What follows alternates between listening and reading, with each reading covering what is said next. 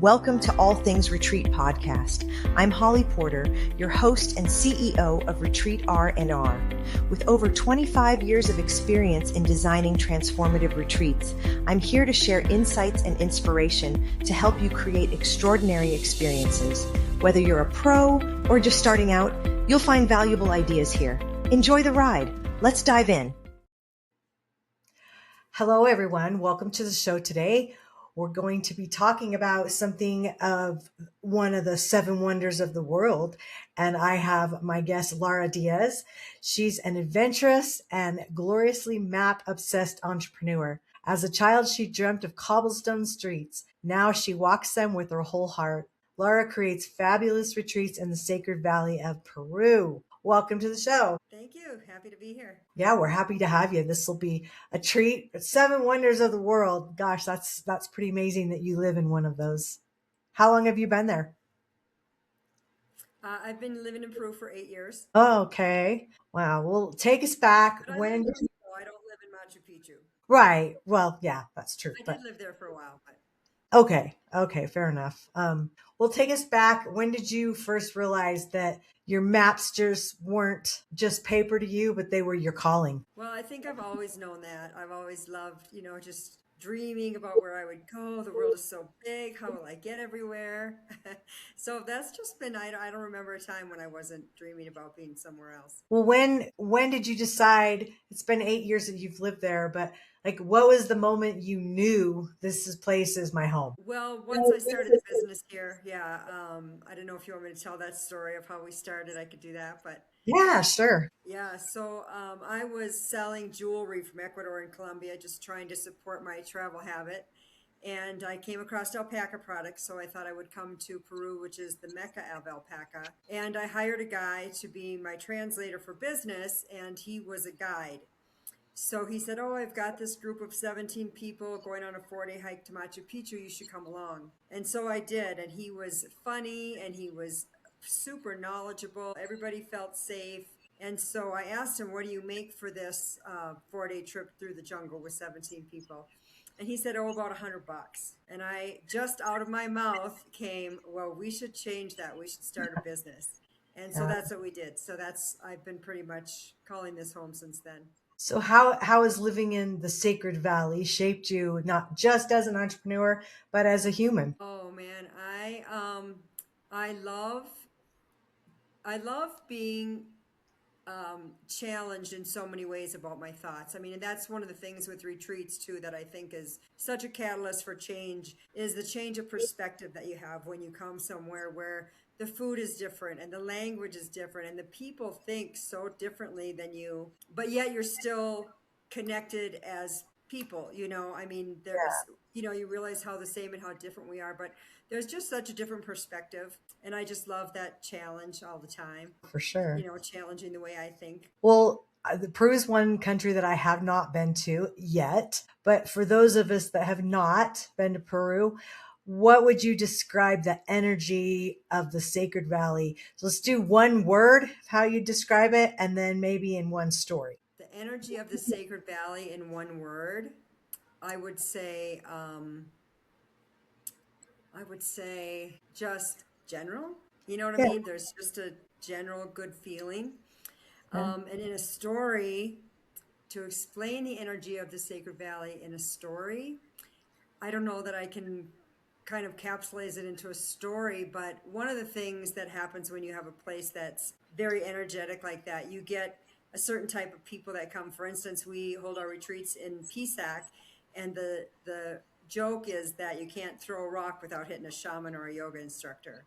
So it kind of brings out some people that maybe dilute the value and the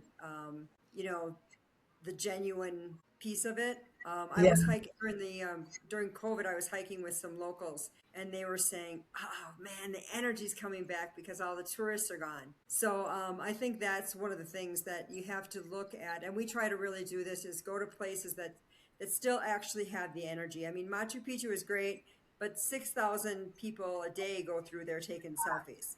Right. The energy isn't honored. The energy isn't. You have to connect with that. And so I think that I would say that there's a general energy here in the Sacred Valley, but you have to choose to connect to it. Okay. I like that. Yeah. I could see because everybody carries their own energy with them. 6,000 a day. I can't imagine that's a lot of people. And Well, you have to have, during the high season, there's right, but you have to have tickets to go, right? You have to get right. those You ahead have of to have time. tickets. You have to have tickets, and you're required to have a guide. Oh, interesting. Okay. Yeah, and Wow. tickets sell out really early. So a lot of people, if you think you're going to just come during, especially during the high season, June, July, and August, if you think you're going to come and get tickets, that's probably not going to happen. When I was Wow. living in Machu Picchu with the town, they have an office there that says tickets, and every day there would be this huge line out from the office, and then at whatever hour they ran out of tickets, it would close, and you'd have all these people that were here in the town wanting to get up to the sanctuary and just didn't get tickets. Yeah. Yeah, or Plan you ahead know, a food. I little. mean, there's always tickets available. You just have to know where to get them. And we can always get tickets I because, mean, it's just like concert tickets where somebody buys the bunch of sure. them and you go to whatever that company is and you can get Yeah. them. But It's yeah, interesting that it goes back to me. I just think common sense isn't common sometimes. And I mean, if you're going to go to another country, to one of the seven wonders of the world, my first thought would be, I need to make sure I can get a ticket. I think I'd want my ticket before I bought my plane ticket, right? right, It's funny right. how But you never people know, don't. when you're traveling, things happen. Maybe Yeah, it's you don't true. know what day you're going to be there. You don't know, Yeah. sometimes some people travel a little more freely and sometimes people travel a little more planned. So it just, Well, and people get sick and then they can't use their ticket. I mean, there's always ways, right? yeah, yeah. If you buy it too early and you don't get there out for some reason, yeah. Because can you change the dates?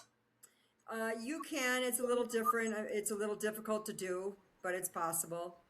Okay. I'm sure you have to pay a big fee. I'm curious what they charge to go to Machu Picchu. It depends. As you get closer to the date that you want your tickets, they get more expensive because Yeah, as the number of tickets gets there. So the later you buy them, the more expensive they sure. are. Yeah. Okay. So what's a range? I don't know. They might be around $70, I want to say right now, but I'm not sure because we don't buy them. We don't buy Right. like a single ticket like that. Not that way. Yeah, for sure. Well, so you've turned your love of a place that you love into your business. What was the bridge between traveling for joy that you were doing before and creating these retreats with intention? Well, I love it because now I can say I have a purpose in my traveling. You know what I'm saying? Sometimes Yeah, it's kind of nice to have a reason to be here. It's kind of nice to have all those interactions with everybody that I have to have interactions with to put on a retreat. So I have, I'm more involved, or I guess in the community, or yeah, more, I have more than just a tourist connection. So I love that. for sure. Yeah. Well, if you were a retreat leader listening to this podcast, and you were, gosh, I hadn't thought about doing a retreat in Peru. Somebody's listening thinking that. What would you say makes the Sacred Valley fundamentally different as a retreat versus held anywhere else in the world? What would you say? Well, I think as a retreat leader, a really great thing to think about is that there is an energy here in the Sacred Valley, and people know that. So when Yeah. people come, they're coming with the idea that something's going to happen. I'm going here. You know what I mean? So they already come with this intention or this feeling like this is really going to be great. This is really going to change my life. Something good is going to happen here. And it does. I always tell people the Sacred Valley's got something for you. You probably don't know what it is, and that's Yeah. part of the journey. But that's so when you bring a group of people and you're a coach or a teacher, it's really nice to be able to bring them with them coming with that mindset already that this is going to be life changing. Yeah. I love that. And do you help the retreat leader do that, or do you mostly educate the retreat leader and then let them handle their people? How does that work with what you do? Well, we handle all of the logistics. So when you're here, you're never going to be concerned that the van is 5 minutes late or where's the chef or anything Yeah. like that. You're gonna, we take care of all of that and do it as flawlessly as possible. Of course, it is Peru, so off plan is part of the plan. Yeah. That And happens. but yeah, so they can come and they can just come and shine, and we'll make sure they have the tech setup that they need, or whatever it is that they want to do. We love to do kind of out of the box things with people. Yeah. We do this for one thing. We started with this guy that had this wanted to do something different, so we started this.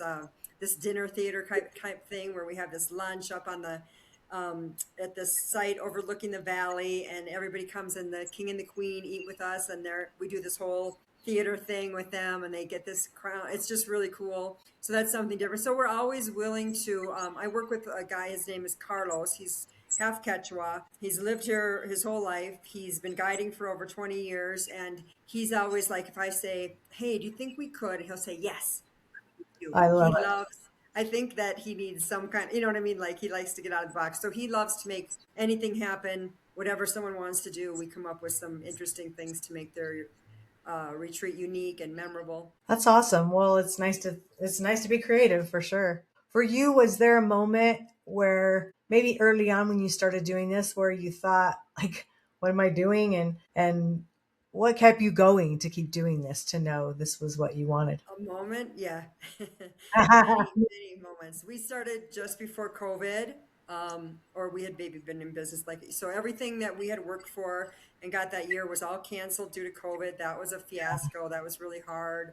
Um, I never have run a retreat business before, you know what I mean? So I had to learn everything, which was good because I came up with my own system and I came up with the system that works really well for us. But Sure. it wasn't easy to do. You know, you have a lot of I don't want to say failures, but a lot of learning experiences for sure. And Yeah. I'm really a positive person, so I'm always like, ah, what could go wrong? This is going to be fine. And then Yeah. it's just thing after thing after thing that you have to learn and work out. So yeah, it's been a long road.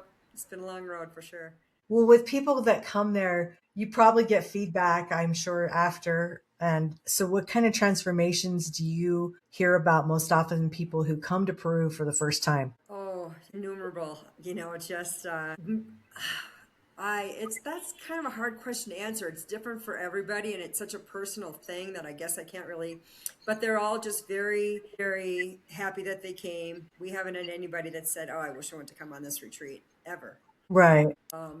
People are just, and maybe I don't know that they can even, because we always do recordings of people at the end of the retreat and ask them, and they all Sure. are very happy. But I think it's sometimes difficult to explain those things. I think sometimes you need time to process when you get home. But another guy that was just here was talking about how he just really needed to, like, one of the things that happened in the retreat is he said something to me. I don't even remember what it was. But then later he came back and he was like, I am so sorry I said that. I never should have said that. And I'm like, I don't even remember what you said. Like, it wasn't even, but he internally knew that that wasn't how he wanted to speak to someone. Like I said, I didn't even notice it. I didn't think of it as, I didn't Right. remember it. But for him, he had this internal thing where he said, "Oh, that's not how I want to," and it came up in him, and he was kind of, how you go through that stage of self-loathing kind of when you do Yeah. something that you really don't like that you did. But so he was kind of like that, and so he had a little breakthrough there. Just people, and a lot of that also happens. I'm not the teacher, I'm not the Right. thought leader, so a lot of that happens in their sessions that I may not even know about. I just know that when someone is going through something like that, how their faces change and their demeanor changes, and you can just tell something amazing's happening. Yeah, I love that. And it's so amazing when you can see that. That's what I love about retreats in general is you see a transformation in someone in such a short period of time. And like I would use two examples for myself. Like one of my favorite jobs I ever had, I was just graduating from high school and I was delivering flowers. What a great job because even if the people getting the flowers didn't want them from whoever was sending them, I didn't know that until I left, right? They didn't know who sent them until they opened that card. So everybody had joy and they were just like, just that look on their face was like surprised. And that was a fun job. And there was another example I was going to think of it. Oh, I had a hair salon for 20 years and did hair. And it was like in a 2 hour appointment, you could change someone's whole look that quick. And so to me, it's like transformation is like huge and retreats do that too. And so, yeah, and then you're seeing them, if you're not spending all the, time with them because you're just doing the concierge piece of it, you're seeing them before, during and after. So you get to almost see the change, I would think, more than the actual retreat leader. I don't know, but interesting. Yeah, Love it. and speaking of your hairdresser, one thing that I think about the times of how I want to be is that I used to go to my hairdresser And I would come in, I would sit in the chair, we would talk, we would chat, we would, you know what I mean? I would pay, I would leave, and we never once talked about my hair. You know, Oh, she knew funny. what looked good She would on just, me. you let her Yes, do whatever. because she knew what looked good on me. She knew me personally as a, you know what I mean, what my personality was, and I always loved it. And I just was always impressed by that because she was the expert. I Yep. didn't have to say, oh, a little shorter in the back. I don't know if I like her being the expert because however it turns out, it's not my responsibility. You know what I'm saying? I'm the Yeah. one, she's the Yeah. one stepping in as the expert, and I can just sit there and know it's going to look good at the end. And I don't even have to, you know, and I'm not saying that people don't have input with retreats, Yeah. but you can come here like that. We're the experts. We're going to make it Yep. great. We know, you know, you don't have to be concerned about any of that because we're going to make it happen. That's And of right. course, you can put inputs. Of course, you know what I mean. Like I said, we love to do out of the box things with people, Yeah.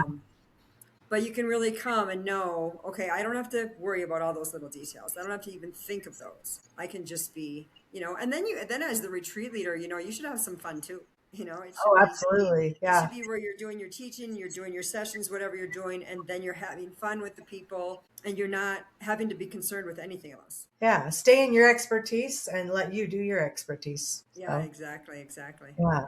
Can you think of a retreat moment, even though that you're not like actually doing, you're over the retreats, but can you think of like something you've witnessed or something that just gave you chills when you think about it? A story there? If not, that's fine. I just was curious. Yeah, no, there was a guy just in the last retreat that came that he was before the retreat. I probably had, I don't know, 20 emails with this guy, whatever. He was asking me this and asking me that. And that's fine. That's great. You know, that's what I'm here for. Yeah. But when he came, he said at the end of the retreat, he said, you know, I was so afraid to come here. I don't speak Spanish. I've never been out of the United States. I wasn't, you know, he said, but my daughter wanted to come and I couldn't let Right. my daughter down. So I had to come. And he said, and this has just been the most Oh, amazing experience, you know, and it was just to provide that safety for people. There is a lot of people that are me, I'll go anywhere. You know what I mean? I love to yeah. travel. I don't have to know the language. But I'll people fly are that plane, afraid. whatever. Yeah. But some people aren't like that. You know, Mm-mm. some people don't get to have that experience because they're too afraid or whatever it is in them that doesn't have that call to another culture. And so I really, really love getting to expose people to that because it's such a great thing. And if you're not the kind of person that's just wanting to get out there and do that, you still get to have that same experience of enjoying another culture. And that, you know, he was just so amazed by all the things he experienced. And it was just so great that someone that never would have left the country otherwise, you know, Yeah. came because his daughter wanted to come and it turned out amazing for him. So that's always really great. And it taught him he can do hard things. Fearful things, maybe. But we didn't make, the thing is, he learned that it wasn't hard, you know? Yeah, yeah, it made it easy. Well, sometimes it's just taking that first step and surrendering that you need help. You Yeah, need to he got let free that go. week. He got free I of a lot love of that. things that it was really fun to watch. He was such a nice guy and such a good guy and such a good dad to his daughter, you know, so it was fun to see him so happy with his choice. Oh, that's awesome.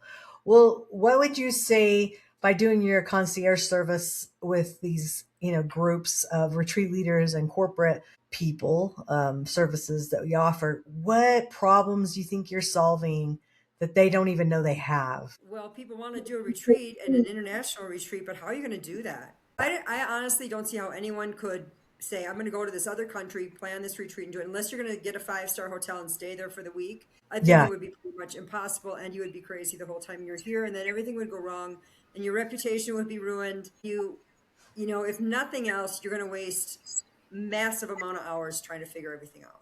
yeah, that really was what my next question was, the whole international. Like, how do you help them avoid all those mistakes? Is you offer the services that's done for you, right? Yeah, Yeah. so you can call us up, we'll have a conversation, we'll get your itinerary together, we'll do, you know, we do a media kit, so you have a way to get everything out. We're here every step of the way.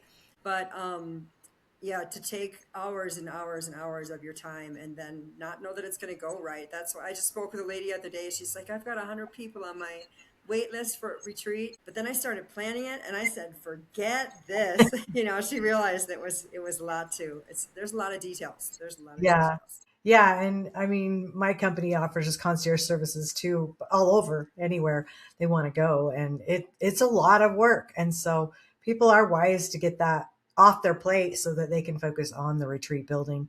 And part of that's just part of your business plan. You just make it part of your business plan. Yeah, what's the value of your time? Do you Yeah, have, absolutely. 80 hours to plan something, or So any last thoughts you want to leave with our listeners? well, come to Peru for sure. Yeah, for Yeah, sure. yeah, I would say get out there, and if you're nervous about traveling, just do something small each day that gets you out of your routine, because that's what keeps your imagination going. That's what keeps your creativity flowing, is when you get out of your routine. And so we'd like Yeah, to get you out of your routine in a big way, but on that path, get out of your routine in little ways, and you'll see your life change. I love that. That's great. We'll leave all your contact information in the show notes that they can. What is the best way they can get a hold of you if they want to contact you? I am Laura at retreatsandtoursperu.com. Okay. That's my email, and either that, retreatsandtoursperu.com. Okay, we'll make sure that's in the show notes and people can find you there. And thank you so much for sharing the Peru journey today. I think it's something that we haven't done before. And if you're listening to this show and you're thinking about Peru, then go get a hold of Laura, because she's got it figured out, and she's probably one of the Yeah, most yeah, respected yeah. ones there to go through. For sure. Okay. All right. Well, Well, till thank you next so time. much. It was a Bye pleasure. for now. Have a great day. Thanks. Thank for joining us on this episode of All Things Retreat. We hope you're leaving with new ideas, fresh inspiration, and the motivation to take your retreats to the next level. Don't forget to subscribe and leave us a review. It helps us grow and reach more retreat leaders like you. And if you have any questions, topics you'd like us to cover, or just want to say hello, send us an email at info@weretreatrnr.com. Follow us on social media to stay connected and catch all the latest updates. Until next time, remember, great retreats start with great intentions. Let's make them extraordinary, one step at a time.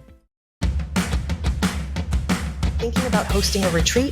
Before you dive in, let's make sure you're really ready. Grab your free Are You Retreat Ready checklist and find out if you've got everything in place, from your purpose and pricing to your audience and agenda. Don't guess. Get clear. This quick checklist will show you exactly where you stand and what you need to make your retreat a success. Click the link below in the show notes to grab your gift and take the first step toward hosting with confidence.